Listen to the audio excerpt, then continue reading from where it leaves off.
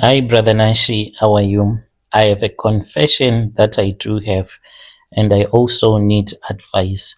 I feel as if when I am walking around, I have this heavy load that I am always carrying, and it gets hard sometimes when me and my husband fight. As a couple, there are days when you can fight and it gets hard. My husband, he does not know that I once held money that was more than 200K when I went to Dubai. He has no idea. He does not even know that I have a passport that has not yet expired. This passport, it stays at my friend's house.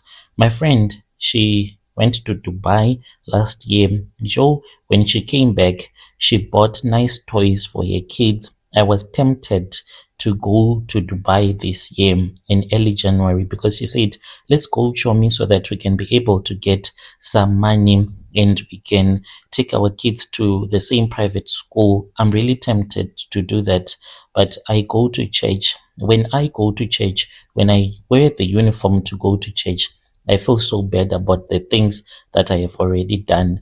I don't know what my husband will say or do when he would find out that this is what I did.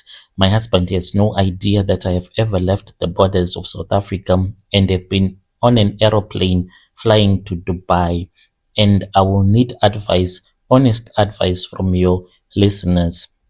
Should I go back to Dubai or not? So this thing, it has been troubling me ever since I got back to South Africa. Whenever I think about it, brother, I am tempted to tell you the truth. It was in the year 2024. And every time when I close my eyes, I feel as if I am in that same room. That room, it was so smelly and it was full of wild animals. I don't know why the people in Dubai, they love to see women locked up in the same room with scary wild animals. I am a normal woman. I got married to a good man. We have a small home which once belonged to his parents. They have since passed away. And for about 7 years, I will change and say that I have been working at Boxer because I don't want my husband to end up knowing that it is me that has sent you this confession. You never know with technology. So let's say that I have been working at Boxer and my life, it is not a glamorous life. It is just a normal life, standing all day, assisting people. Then you go back home and you eat the same food. Tomorrow you go back to work. But the work that I do, even though the salary is not a lot, but it is honest work. The disadvantage of getting married to a woman that is beautiful, it's not like I'm bragging. I am trying to help other men. If you are broke, try not to chase women that are beautiful because a beautiful woman is like a billboard. Have you ever seen a billboard? The way that it attracts you when you are on the freeway, even if you do not want, but a billboard will end up catching your eye. That is what an attractive woman does. Wherever she goes, men will find her to be attractive and the men, they would want to take her. I am a very beautiful woman. I am light skinned and God blessed me with curves that I took from my mom and the kind of a big booty that makes men stop and look at me. I am even embarrassed when I am walking around. Hence, this is the reason why I always wear baggy jeans so that people won't see that I have a big booty. And when I am forced to wear a uniform to go to work, then the big booty will be shaped in a way that everyone will be staring at me. And even when I got a job, there were men that asked for favors from me, and I can't talk much about it. And my beauty, it was supposed to help me to live a better life, but I ended up falling with my husband. I thought that we were going to get rich one day, but no, we did not. And in our church, they encourage us to marry someone from the same church. They do not encourage us to marry outside of the church. I was tired, and that is the disadvantage of being a beautiful woman. You are walking, a man in a Mercedes Benz, he stops, he gives you money, you go home, you look at your husband, he's still in that poverty stricken life. You start to resent your marriage even though you love him. He will end up irritating you when you see him counting coins and him asking if you will have enough for electricity until the end of the month. Then one afternoon during my lunch break, I was supposed to go and see my cousin sister. She works at this other furniture store. So I was walking. I then arrived at a workplace. So we were sharing lunch together. We were sitting on a plastic crate, eating a small portion of pap, when my old schoolmate suddenly stopped her car. And when she stopped the car, I did not even think that it was her. I just saw a BMW X3 just parked close to where we were seated. And I thought that maybe it was a man who was going to come and ask for my phone numbers. I was getting ready to get that serious face so that the man won't even dare to ask for my phone numbers. When she got out, I did not even recognize her at first. She came and she just looked like someone that had came out of a music video. She was wearing original designer clothes from head to toe and her skin was glowing. I did not even recognize her. She looked at me wearing my boxer uniform, and she actually laughed and she called me. Then I realized that it was her. She then said, "Ha, Chomi, you are working at Boxer. You are joking, right?" And we started talking. She asked me if I still had those curves under the uniform that I was working, even though she could see that I still looked the same way, that she knew the way that I used to look when we were in college. And then she said to me, "Why are you suffering like this when you have the looks? Look at me. I don't even have the same big booty that you have, but I am enjoying life." She then told me that the BMW, it belonged to her. This was her daily car when she did not want to drive a Porsche. I said, "You are joking. You are driving a Porsche." And she said, "Yes, I'm driving a Porsche." And then she started to show me some pictures, and I saw that there were a lot of pictures that she took, and she was overseas. We started to talk. I tried to act proud, but I could not. I told her things were so hard when we were in her car because she said that she wanted to take me back to the place where I was working. I started crying and I said, "Chomi, life is so hard. Me and my husband, we are fighting every day. My husband's salary, it is not enough to cover the cost of everything that we need."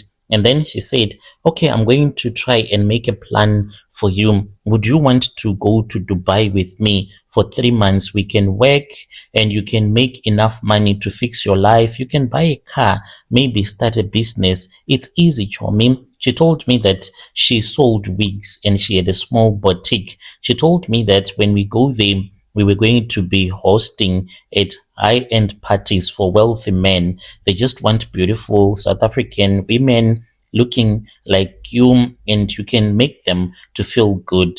I really did not understand what hosting meant. I did not know that it was like prostitution when they say that you're going to a party to host men as a woman.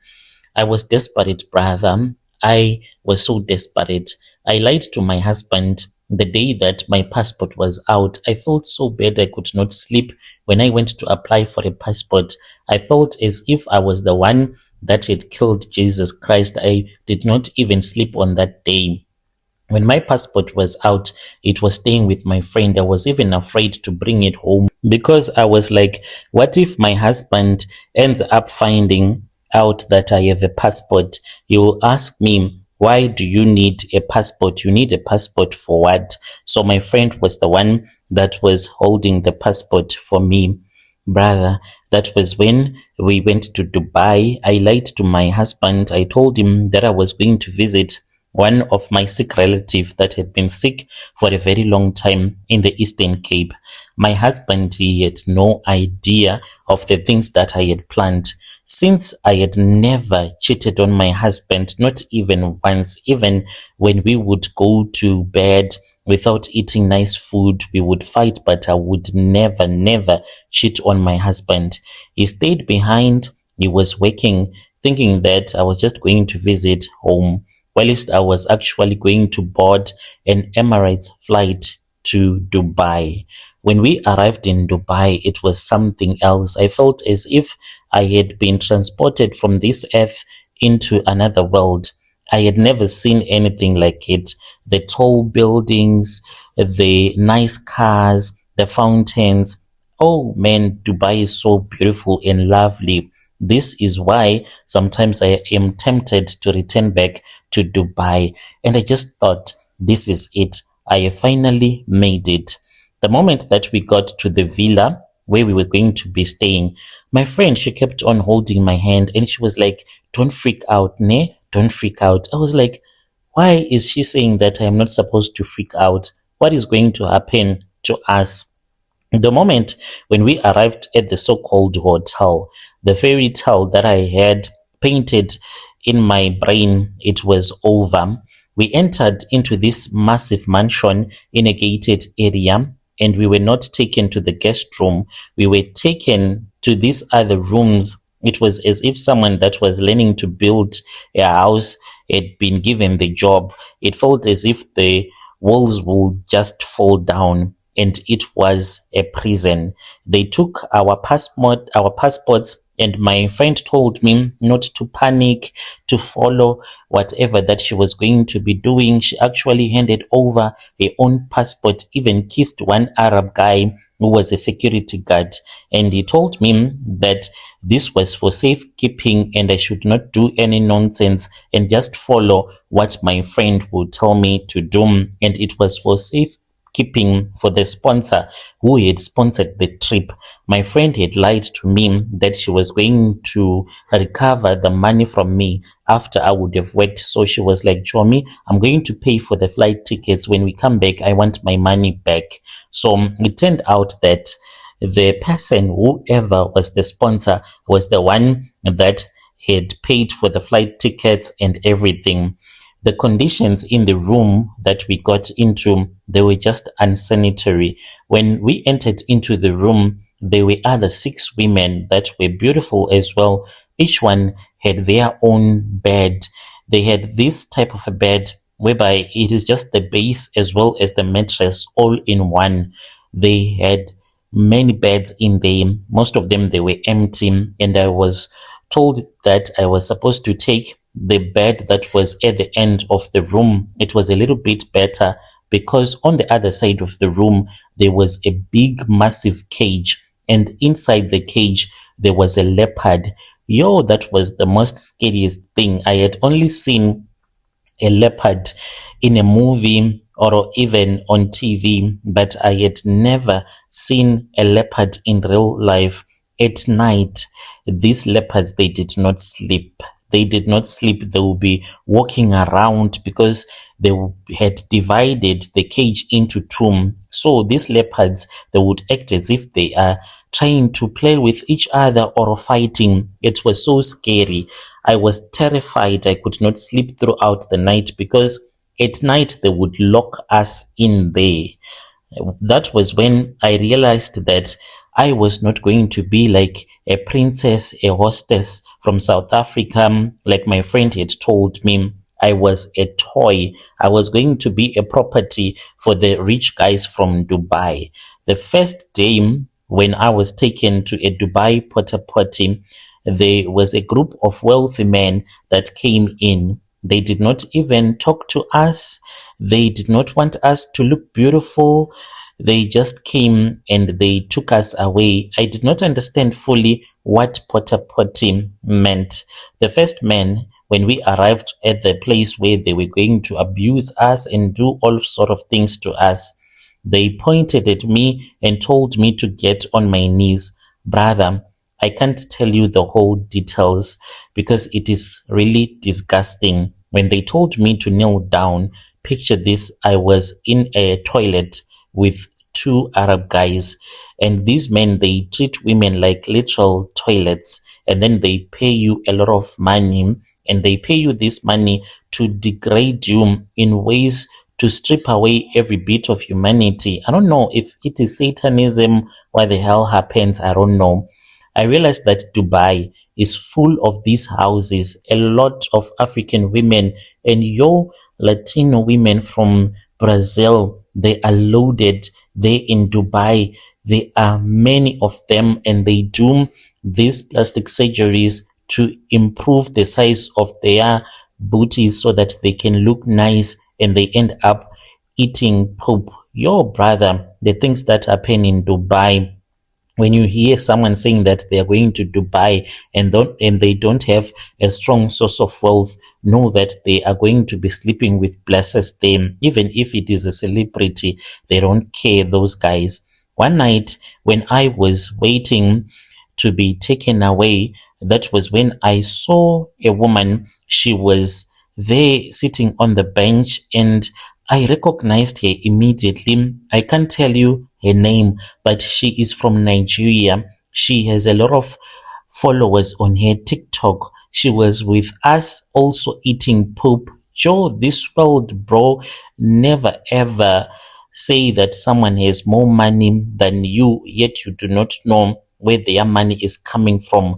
I felt so sorry for that girl because she was like sitting outside trying to act cool, but deep down I could see that this girl, she does not want to be here. But I think that she is just doing it so that she can act as if she can take herself for holidays, because she started taking pictures. She even asked me to take a video of herself pretending as if she was enjoying Dubai.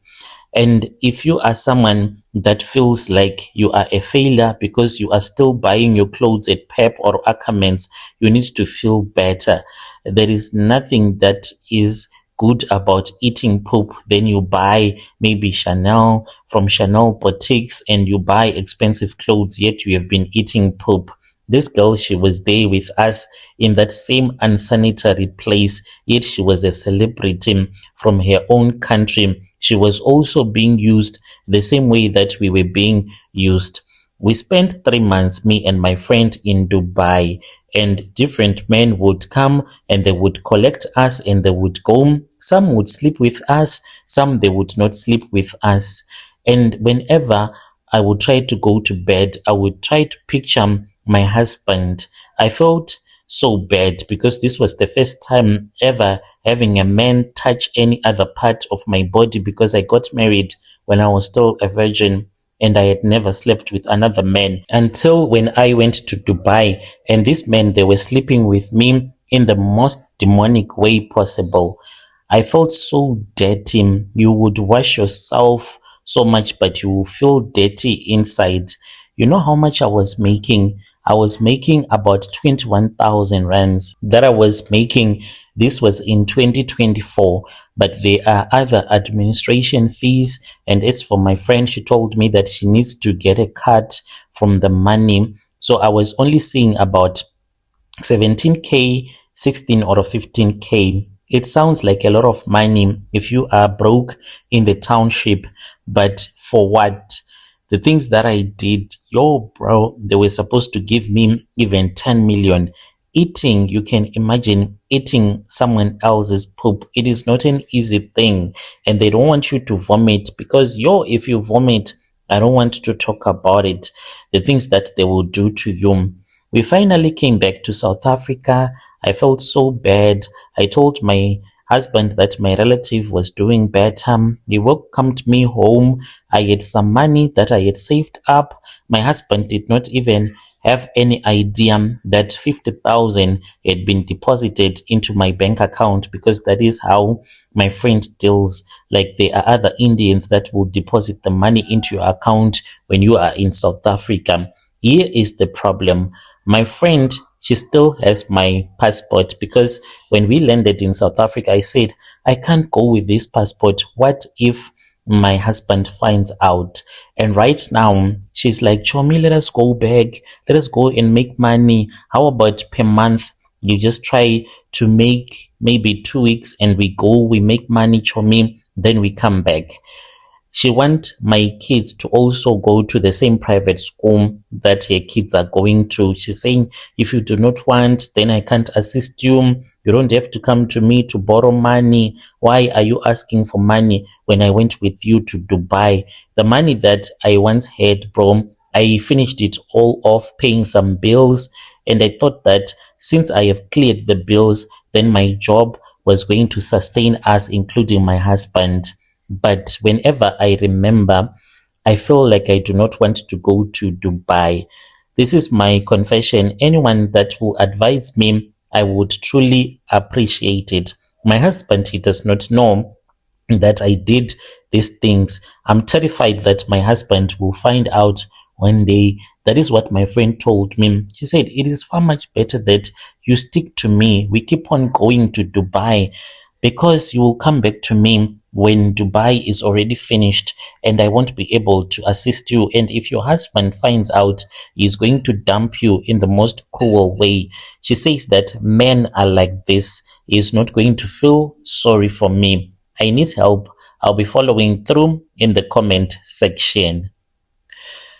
Dear listeners, right there was a message that was sent to me by one of our dear sister. Let us try to speak with our dear sister in the comment section. Strange things indeed, they do happen in this world. Yo.